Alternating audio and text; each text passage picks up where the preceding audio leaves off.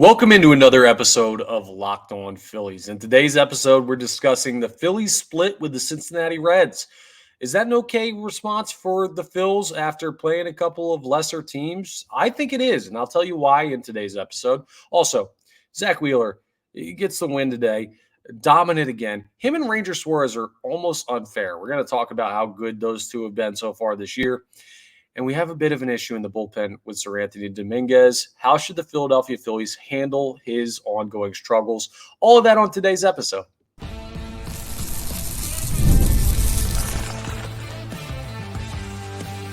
You are Locked On Phillies, your daily Philadelphia Phillies podcast. Part of the Locked On Podcast Network, your team every day. Yes, this is Locked On Phillies. I'm Connor Thomas, your host. Thank you so much for checking us out. We're part of the Locked On Podcast Network, your team every day. Please make sure you're rating, reviewing, subscribing to the YouTube, all that great stuff. And today's episode is brought to you by Monopoly Go. I admit it. I got a competitive side. And I'm a big fan of Monopoly Go because of it. The mobile hit twist on a classic game, Monopoly, of course. Join your friends and download Monopoly Go now free on the App Store or Google Play. So go ahead and check it out. I mean, it's an amazing app. So much fun to play. Now, speaking of fun, today's Phillies game was fun. The middle two games of the series, not fun, but you faced two kind of interesting lefties in there. Nick Lodolo, a very good pitcher. You probably should have won yesterday's game. You ended up losing 7-4, but still, you had a situation to take a split against the Reds on the road, and the Reds are a solid baseball team. They got some developing to do, but they're not a team that is just like a bunch of pushovers. I'm okay with the split. Let's talk about today's game, and then I'll tell you why I'm good with the split. But today, it's good to have Bryce Harper back. I'll tell you what. I think, honestly, if you have Bryce Harper this full series, you probably win yesterday's game. Gets up in a big spot, bases loaded, second and third, minimal outs. He probably finds a way to come through. It's tough. He was on paternity leave. Can't get mad at the guy for that. Congrats again on the new child in the Harper family. So that's all good to go on that front. He was back today. He goes yard. That's awesome to see. He had a great day. 2 hits, 3 at-bats, a walk, and he had the 2 RBIs on that 2-run home run that he hit. So I'm very happy with what I saw there. Trey Turner, a big day. He went 3 for 5. He's batting .336 on the year. He's unbelievable. Alec Boehm, another hit. He's 1 for 4 in the game, but he's batting .333. I mean, you've got guys in this lineup that just flat out can hit. And you have guys in this lineup that haven't hit their peak yet. Nick Castellanos, 1 for 4 of the runs scored today. He's only batting .177. I know he struggled, but think about that hot stretch Nick Castellanos that you can see sometimes. You put that in this lineup, that's going to be an issue for other teams. We'll talk about the pitching separately. That'll come up because I know Zack Wheeler was unbelievable today. It was a shutout for the Philadelphia Phillies staff. We're going to get into that, but that's almost so good. I want to give it its own space on today's episode. Just talking about what the Phillies did well in this series. They hit the ball really, really well, I do think, even though they only won 2 of the 4 games. Had 11 hits today. That's a really good mark to say. Anytime you go into double-digit hits, you had a great day at the ballpark. I'm happy with that every single time. Last night's game, I know they lost 7-4, 11 hits last night. They lost 8-1 in game 2 of the series a couple days ago. We haven't had a chance to talk about it. Only 5 hits in that one. You're going to have off nights. But in the 7-0 victory, they had 9 hits in that. Once you're right around that 9 hits to 11 or 12 hits range, that's when the offense is cooking. And the Cincinnati Reds have a solid pitching staff. It's not the Phillies, obviously, but they're good enough that if you go double-digit hits on those guys twice in a series, you're doing something right. And the Philadelphia Phillies are doing something right at the plate right now. The approach looks really, really good for most of the guys. The power is starting to show up. Those extra base hits are starting to happen. You're starting to see a little bit more slugging from the Philadelphia Phillies. I'll say it again. I say it basically every episode now, but Rob Thompson said it. We're going to slug. The Philadelphia Phillies are going to slug. So the Phillies are in a good spot right now. They really, really are. You're looking at a team that's 16-10. They're 6 games over 500. I brought this up before, but in case you didn't catch it in previous episodes, last April, they finished the month 2 games over 500. This April, right now, there's 6 games over 500 with 5 more games left in the month. They could lose out and they'll only be 1 game behind pace. They're not going to lose out in the month. Like, they're just not. The Padres series, we're going to preview tomorrow. We're going to talk to Javi of Locked On Padres, and we're going to get the breakdown of that. So tune in to tomorrow's episode for a look at that series. But my point is, the Phillies are ahead of pace in basically every metric from last year. Runs scored, batting average, wins, pitching for sure. And we're going to talk more about that coming up. But you should feel good about this Phillies start to the year. It's not red hot, but it's pretty darn good compared to their peers. And it's exceptional compared to the way they've started the past 2 seasons. So anyone who was like, oh, they need to get off to not a slow start, I believe it's mission accomplished once this month is over and they're sitting at the mark that they're sitting at. So that's all good to see. It wasn't the best defensive series for the Phillies. It just wasn't. They had 3 errors in a game the other day. Not ideal. What I will say is, you look at their defense this year compared to this time last year. I mean, and this time last year, you got to remember, right? We get caught up in the moment very much. You see a bad game defensively and you think, oh, this team's bad defensively. You see a couple errors here and there. You see somebody struggling at a position. You're like, wow, this team is not good defensively. They need to pick that up. But when you look at successful seasons of the past, like last year, I would deem last year a successful season. I know the way it ended doesn't feel good, losing in the NLCS in a series you should have won, but last year was a successful team, won over 90 games, or was it 90 even? I think it was 90 even. And that's a good benchmark for a quality baseball team. They were miserable this time of year, like bottom of baseball, bottom 2 or 3 teams in baseball in runs saved, outs above average. They stunk. And part of that was having Kyle Schwarber in left field.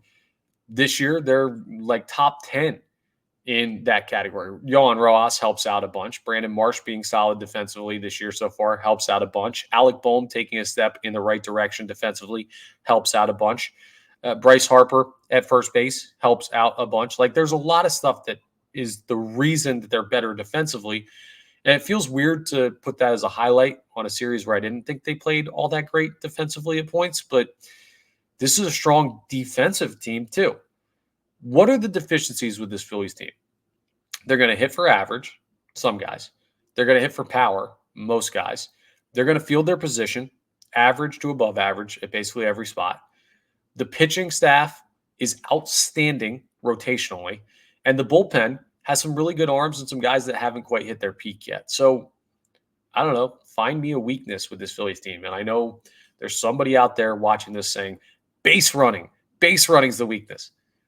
I mean, they're not a great base running team. They make dumb mistakes on the base pass. They had a couple rough ones last night. Alec Boehm had a rough one. Trey Turner had a rough one. I can't get caught up on the base running too much when this team is so good in every other area. The base running will come around. They're trying to be aggressive. They're trying to make things happen. But when everything's all said and done, I do not think that base running is going to be a problem that costs this team dearly. You know what has to happen for you to make base running mistakes? You got to get on base. And this team's in a lot of positions where they have guys on base. So that's all good. I'm not going to treat this like, oh, they won a series because they split with the Reds. But I told you coming into this series, a split's acceptable. When you're playing 4 against a solid opponent, I said the same thing before they split with the Pirates, you're going to take 2 out of 4. That's okay. Just don't lose series. The Phillies haven't lost a series since the last time they played the Reds. So they're just being consistently productive in every facet of the game. And this is what a good baseball team looks like. This team is better than last year. It's better than the year before. And both of those teams had significant playoff success. So we're a long way away from the postseason. But right now, you as a Phillies fan should feel very good about where this team is.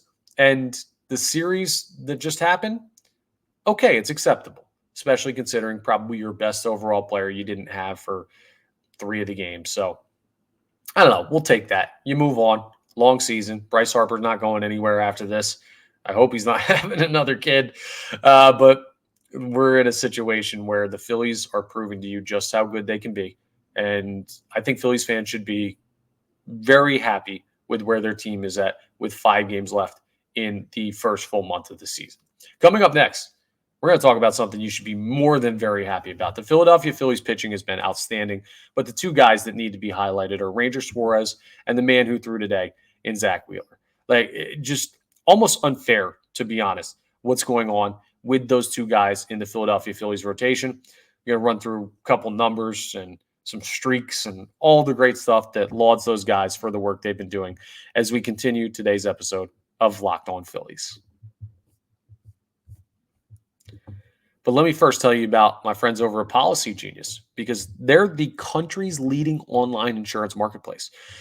Policygenius saves you time and money so you can provide your family with a financial safety net starting today.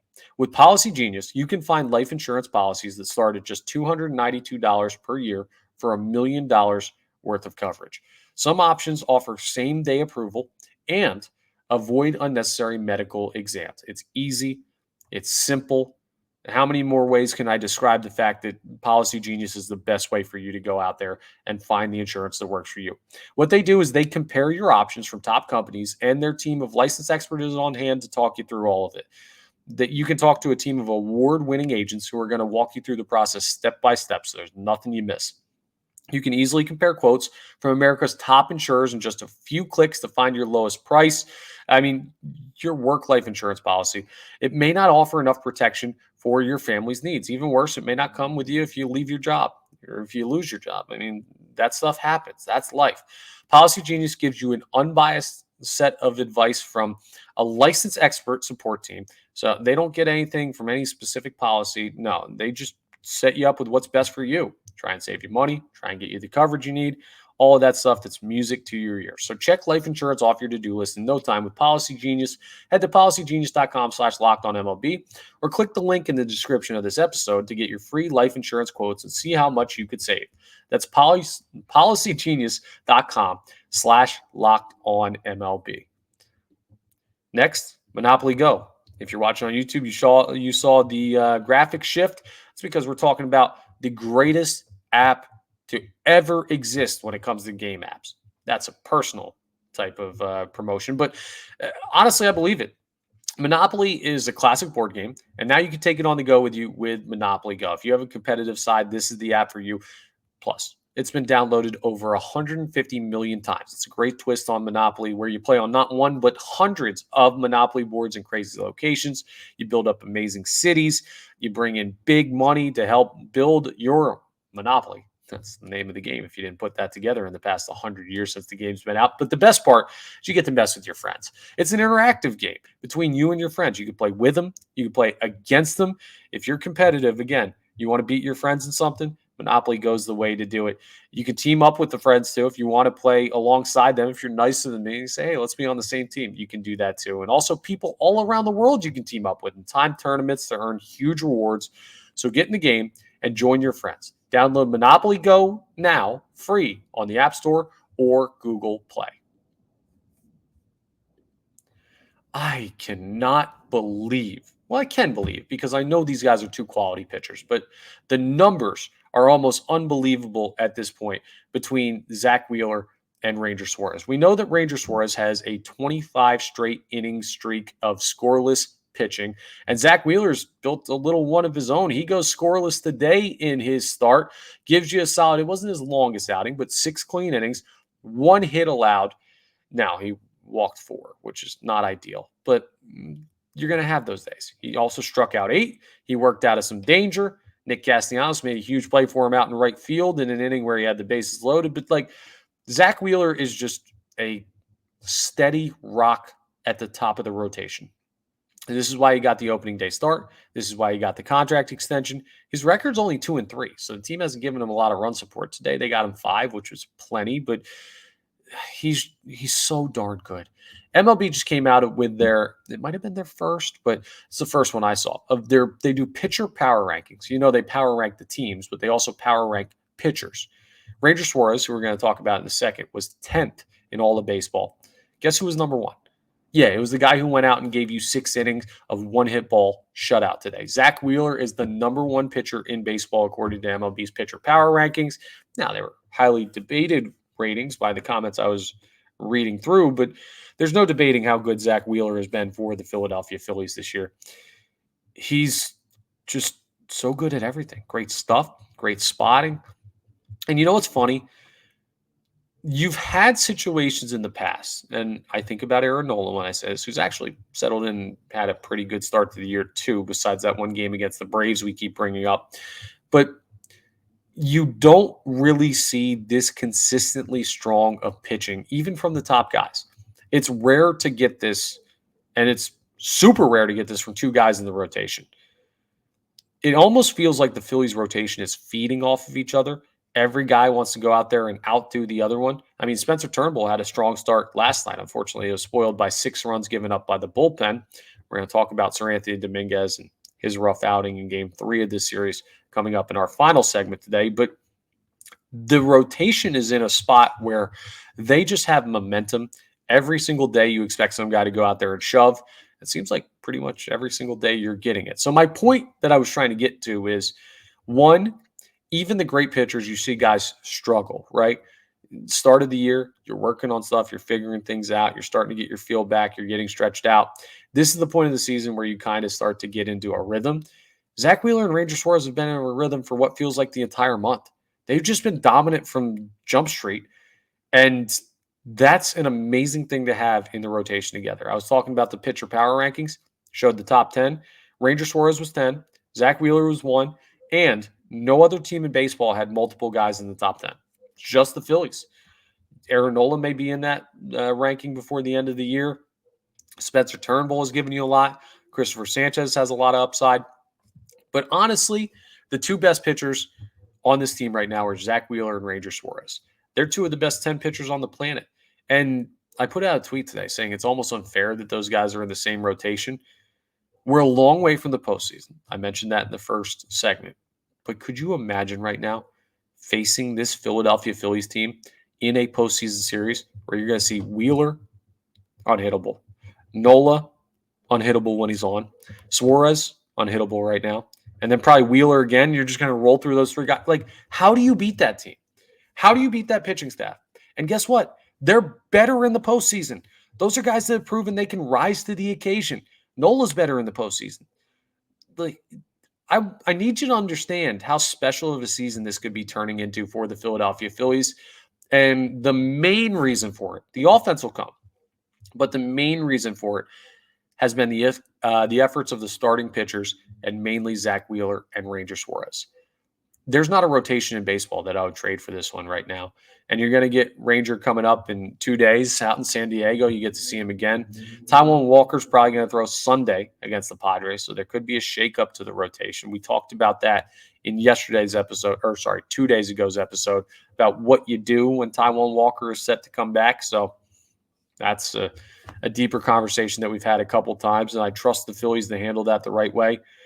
End of the day, you're not going to lose many series in the regular season or the postseason when you have Zack Wheeler and Ranger Suarez and Aaron Nola on this staff. So pure dominance. I haven't seen this good of a staff since 2010 when it was the 4 aces. And when you put that together with an offense that like you got here, the Braves, I'm not celebrating this injury, but they're going to have trouble with the pitching staff at points because Spencer Strider is done for the year. They have a great offense, but their pitching staff doesn't quite stack up to what the Phillies have right now. They could make a move at the deadline. But if you're just looking in division, the Phillies have a really good look at this thing. It's only April, but they have put themselves in great position. And I can't say enough good things about Wheeler and Suarez. But there is a guy that I can't say enough bad things about right now. I'm going to try and be nice to my guy because I know the talent level of Seranthony Dominguez. But coming up, we got to have a discussion about his struggles lately. And what in the world do you do? Is there a solution? We'll get into that as we wrap up today's episode of Locked On Phillies.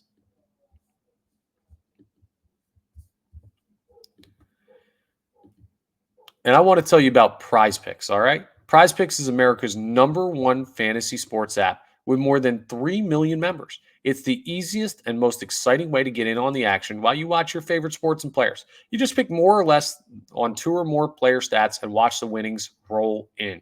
Baseball season's rolling, but basketball's going on, right? Playoffs, hockey playoffs too. You got a lot of stuff. I'll tell you right now, the Sixers, they're home tonight, in game 3 of their first round series with the Knicks. They got hosed in these game 2 up in New York by the officials. You know what that means? A lot of calls going the Sixers' way tonight. A lot of people who know a lot about basketball. I've been talking to people all day about it who are in the know in the NBA, former players, people who know what they're talking about. They think it's a big win for the Sixers tonight. Who am I to disagree? So look at some Sixers stats. Maxey over in points. Embiid over in points. Pick a bench guy and take their over in points. Someone's got to contribute. That's the way to do it. You can make some money on Prize Picks. Go ahead and check it out. And you can go ahead and download the app today. Use code LOCKEDONMLB. You get a first deposit match up to $100. Again, download the Prize Picks app today and use code LOCKEDONMLB. You get a first deposit match up to $100. It's a great time to get in on it. Go ahead and check out Prize Picks. Pick more, pick less. It's that easy. Let's wrap up with this. And I want to be nice to the guy because I know the talent level that exists with Seranthony Dominguez, but he struggled mightily in game 3 of this series, the game yesterday. He gave up 4 runs. He looked rough, couldn't find the strike zone, threw multiple pitches to the backstop. I don't know what you do with Seranthony Dominguez. You got to kind of put him in the mop-up role right now. You can't give him high leverage spots, but you can't send him down because of the contract situation. Like he's not going to clear waivers. Like no way can you get Seranthony Dominguez through waivers. So you have to keep him with the major league squad, and he hasn't been good lately. His command looks rough. His stuff is he's still throwing 98, right? He's still throwing hard. It's not like his velo is dropped, but he doesn't seem like he trusts his stuff right now. And that's a bad place to be as a pitcher, especially at the major league level where any mistake is going to get you smoked. He learned that last night. We've seen that a couple times from him this year. Here's what I will say. If you're over Seranthony Dominguez already, I think it's early in the year, it's only April, to be over a guy. But he's one of 2 players that are currently on team options for 2024. Club options, I guess, if I'm using, or 2025, if I'm using the correct vernacular. Him and Whit Merrifield are the only guys that are not completely locked down already for the 2025 season. So if push comes to shove and he stinks the rest of this year, you can move on from Seranthony Dominguez. You can say, we're not exercising the option. Good luck elsewhere. You're not long-term committed to the guy, but you're committed to the guy for this season, and you really need him as one of your high-leverage righties. You really need him to figure it out. It doesn't look mechanical. It doesn't look like he's got bad stuff. It looks like he has a crisis of confidence, which happens. Sometimes it's very hard to pull out of. How do you get out of those situations? You go out into low leverage situations like Phillies are up 7. You put him in that game. You give him an inning against some of the lesser batters in an order. Hopefully he goes 1, 2, 3. You continue to do that until he builds confidence. Then you try him in a higher leverage spot again. But I don't need Seranthony Dominguez in any high leverage spots anytime soon. He's not ready for it right now. And it sucks because he used to be an insanely good pitcher. I don't think he's washed. I think he's not great right now. I still have faith that he can find a way to figure it out. But if Rob Thompson keeps throwing Seranthony Dominguez in big spots, that's where I'm going to start critiquing the manager because he is not ready for it. That's my number one concern with the Phillies right now is you got to stick a high leverage righty in there. And maybe Ryan Kirkring's the guy. Ryan Kirkring threw today, looks solid. Maybe he takes Seranthony Dominguez's innings, but rough spot for him currently. And you got to feel for the guy because you know he's trying to figure it out. But if that's the only problem we have, that's a darn good set of issues. Well, one issue, not even multiple for the Phillies right now to deal with. They're in a good spot. I'm happy about it. We're going to preview their series with the Padres tomorrow with Javi Reyes of Locked On Padres. So we'll get into all of that on tomorrow's episode. And hopefully the Phillies can continue their winning ways, but haven't lost a series since their second series of the year. We'll take that. That's a good month so far and more time to improve on it. That's all for today's episode. Thank you so much for checking us out. Please make sure you're rating, reviewing, subscribing to the YouTube, all that great stuff. We're part of the Locked On Podcast Network, your team every day, and I'll talk to you next time on the next episode of Locked On Phillies.